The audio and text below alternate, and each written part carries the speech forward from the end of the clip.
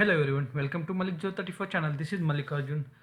In this today's session, I'm going to go over my 19C rack data guard build document. So this is the build document I have evolved, I have designed based upon my multiple iterations in the lower environment like development, test, and UAT.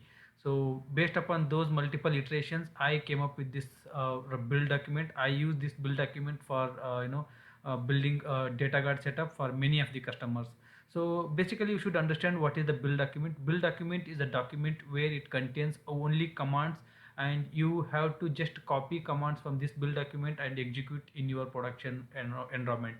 Whenever you are going with a production cutover or production implementation or production activities, you have to copy paste all the commands from this build document. You should not deviate anything from this build document. So this build document should be so much precise, like 99%, 100% precise.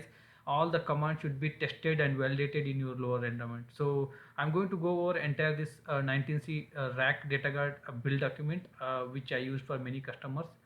So before I go ahead with my build document, I request you to, if you are new to my channel, I request you to go back to YouTube and search for Malik034, and then please do subscribe. And if you like my videos, please share, like, and comment. So let's get started with this build document. See, build document should have the subject line. So if you see here 19C rack data guard build document, and it should have a data guard, a table of content. And if you click on any one row, any one table of content, it should go to that particular command. See, if I have a check prod db status, if I click on this one, it will take me to the prod db status. Check your prod db status. And again, if you go back to your table of content and check for check for ASM instance, check for ASM status on prod servers. If you click on this one, it should go to that particular command, check for listener status on prod servers. So this is how you need to prepare your build document, and then you need to just copy and paste all the commands from this build documents when you're working with the production servers, right? So quickly I'll go over this build document, and using this build document I'm going to build a 19C data guard setup in my lab environment. So please stand by. So if you see, my environment is primary DB is a prod DB, and it has a two node rack, rack 1 and rack 2, and standby DB is a stand DB, it has a rack 3 and rack 4. And the first step is check your prod DB status, and it should be up and running. And then check your DB status listeners and TNS names.ora at your prod DB. Go to network admin and check for your listener, and the listener should be configured and it should be up and running. And check for your TNS names.ora, it should have your prod DB, which is pointing to scan listeners, and then prod db1, which is pointing to vip1, and prod db2, which is pointing to vip2 of node 2. And check for the listener status, and then check for this prod db listener. Okay, now coming to the grid listeners, go to gi home and at the prod db server and check for the listeners and tns, and go to gi home and check for the listener and check for the listener status, and it should be up and running. And then check for asm instance at prod-db server, ps-ef grep smon, it should be up and running. And then check for all the listeners, like your asm listeners, prod-db listeners, scan listeners, everything should be up and running on all the nodes. So one way is ps-ef grep tns on all the nodes, or you can once you do this one, you should have a listener, default listener you should be able to see on all node, and the prod db listener you should be able to see on all node, and scan listener 1 2 3 might be span on any of your cluster nodes. And then check for the cluster resource and listeners are registered with the cluster or not. If you check your crctl stat resource -t, and it will give the output, and check whether your listeners are added to cluster or not. If not, then add the prod db listener to your cluster services, like service add listener, prod db listener, and the port and particular oracle home. So you just add it and check the status, and verify local listener and scan listener at the database level, at your prod db database level, like show parameter local underscore listeners, it should be configured on all the nodes. If it is not configured, you need to configure it using alter system set local listener, and instance 1 and instance 2 you should set it if it is not set already. And then show parameter remote listener, this remote listener should point to your scan listeners, so this also should be set. And then verify tns ping and passwords are working fine at your prod db servers on all the nodes, like tns ping prod db, prod db1 2, like sql plus slash as a password, at the rate prod db, prod db1, prod db2, Remember, prod_db should be pointing to my scan, and prod_db1 is pointing to VIP1 of node 1, and prod_db2 is pointing to VIP2 of node 2. And then all three are successful, then go to add the standby TNS details in your prod_db TNS files. And the prod_db server, go to TNS admin and add this below into stand_db, stand_db1, stand_db2 on your TNS names.ora file, and create init prod_db file in prod_db server. So if you are running with a sp file, you can create a p file using command like create a p file from sp file at your production db site.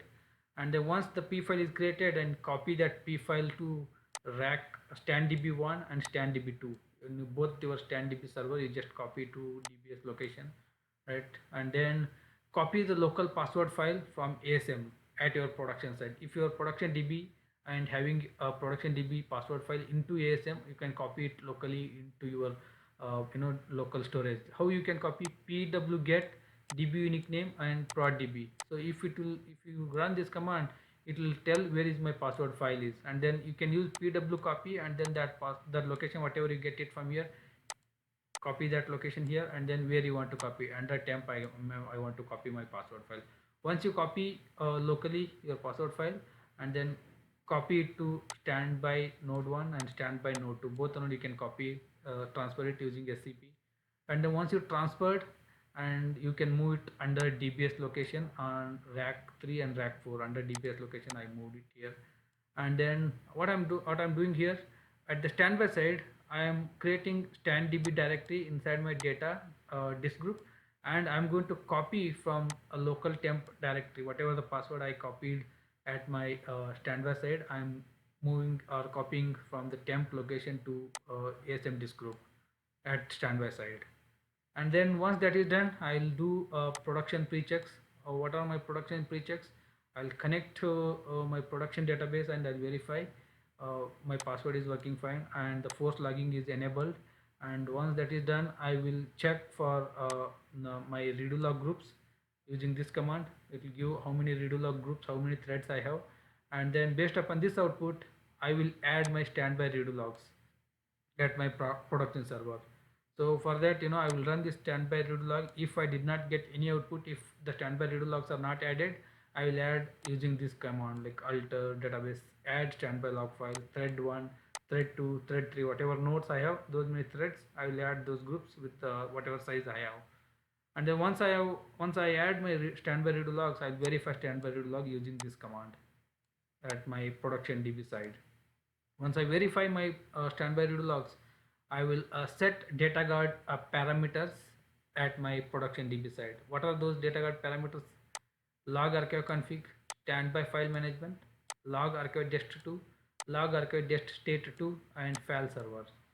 So these parameters, if they are not set, I will set using these commands: alter system set log archive config, standby file management, and log archive dest 2, log archive dest state 2, and file server. So I'm going to set all these parameters.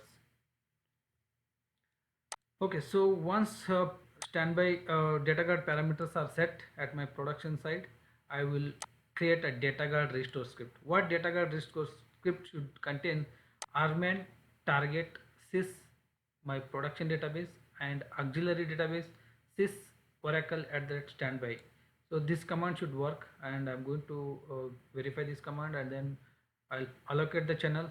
I allocate channels 8 auxiliary channels, and then 8 channels for my productions, read my production data, and 8 channels for my standby. And then I'll use duplicate target database for standby from active database. And then these are my sp file parameters I'm passing here, like file name convert, db create file test, and these are parameters I'm just passing here for my standby database. And then once this restore script is ready, what I'll do, I'll create whatever necessary dump files, audit file directories, right, at my standby side. So I'm going to create my trace dump files and audit files, everything I'm going to create at my standby side. And then once I created, I'll create a init file with a few parameters like db name, db unique name, and local listener and remote listener I'm going to create. But remember here, I am restoring it as a stand DB, not a stand DB1 or not a stand DB2. I am restoring it as a stand DB first, and then later I will convert it as a stand DB1 and stand DB2. Alright, so I just create an init file with these parameters, and once the init file is created, what I'll do, I'm going to create my listeners at standby side, and I'm going to start the listeners with the static listener registration at my standby side. Once the listener is started, I will add the TNS entries with my standby details and production details at my standby server. Once I have added my TNS details and listener details, I will start my standby database in no mount mode. Like, I'll set the environment as a standDB, and Oracle SID I'll point it to standDB, and then I will start using startup no mount and using that P file with a minimum four parameters. Once my standby DB is mounted in no mount, sorry, once my standby database is in started in no mount, I will do add my standby listeners to cluster, like srctl add listener, listener name, port, and Oracle home. I'll add my standby listener to my cluster, and I'll verify the standby listener status. Once I verify my standby listener status, I will do a TNS ping of my prod DB from standby side and TNS ping of standDB from standby side. Once all these TNS pings are work, I will try to connect using uh, you know production database as well as standby database using my password file, because I already copied my production password from production database to standby database. And then I will verify standby listeners are registered with the cluster using CTL status or -t, and those are up and running. So once I verified that, I will verify my auxiliary connection and armament connection works fine from my standby database. From the standby database, I'm standby servers, I should be able to run this armament target command with the prod DB and auxiliary database as a stand DB. I should be able to connect. Once I'm able to connect, I will start my active database duplicate. The script whatever I created in my earlier steps, I'm going to just run that script using no hope, and this will start my restore command. So that will generate one log file. I'm going to tail that log file to monitor my restore status. And other way to monitor restore status is go to your ASM CMD, and inside this group check for all the data files are restoring or not. And other way is check for the tail of that restore logs. It will tell which are files are getting restored. And then once you verify all your restore and your restore database, restore standby database is completed, and log into database and verify instance status, it should be mounted. And once you verify, you shut down that instance, and then add your, once you shut down, like start adding your start creating your init stand db1 with the rack parameters from the init prod db1. Like, this init prod db1 you have created in step number 10. Step number 10 you created and already copied to standby database. What you need to do, you just copy whatever the prod db1 init file as a stand db1 init file, and modify all the parameters, like whatever, wherever it is says prod db, you can replace with a stand db. Like prod db1 instance 1, prod db2 instance 2, make it as a stand db1 instance 1, stand db2 instance 2. Just modify like this. And wherever this a rack scan, make it as a rack s scan. Whatever the production scan, you make it as a standby scan. And wherever the production VIPs, then make it as a standby VIPs. All modify, you can do it in your init file. And then once you modify the init file, what you need to do, you create a sp file from that init file. How you can create, you can set a stand db1. Now you can see I'm setting my instance name as a stand db1. Once you export stand db1 as your instance, and sql plus sysdba create, startup mount a p file using the init stand db1 dot which has the rack parameters and pointing to stand db1. So your instance will start in mount state. Once it is started, you can create a sp file inside your disk group using that modified p file which has the rack parameters. So once you create your sp file, you verify at asm level the sp file got created, and then shut down your standby database back. And once you shut down, you can locally create your init file to point to your sp file. You just create your init stand db1.vara and then just put inside your SP file location, whatever you SP file created in your SMD group, just keep that one, and then verify it on all the nodes. And then once that is done, you just do a start your standby instance. It should start your standby db stand db1, and it should be in your, it should start with your SP file and verify that SP file. And once you started with the SP file, and then immediately I can shut it down. And then now you can convert your stand db and add a rack instances to that. Like how you can do it: srvctl add database stand db, and my Oracle home, and it is a rack database, and where is my password file, and what is my shutdown immediate, and what are my disk groups, everything I mentioned here. And then I will add the rack instance, srvctl add instance stand db1 on rack 3, stand db2 on rack 4, and then I'll convert role as a physical standby, and then I'll check the status, and then I'll start my stand db using srvctl. It will start my standby database on both the nodes. Once both the nodes it started, you can connect to individual node and verify your p file or SP file. It should point to my SP file, which is inside data disk group.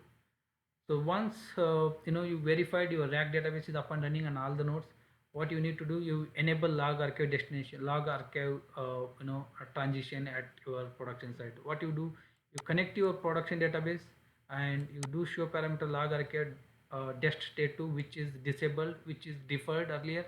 You can enable it, and so that production database will zip all the archive logs. And then you can verify using this parameter what is the gap at my production side. And at the similarly, you can connect to any one of the standby instance and check your status, and it should be mounted, and it should be physical standby role. And then you can start your MRP process, alter database recover manage standby database disconnect. So it will start MRP apply, and then you can monitor your log sequence, and then you can check your data guard status. So then all the logs will be transferred from your production to DR site, and those all logs will be applied at your standby site. This is pretty much a straightforward document. I'm using the same document for most of my customers for the implementation. So in my next session, I'm going to run each and every command from this document. I'm going to build my standby database. Thanks for watching, guys. Thank you.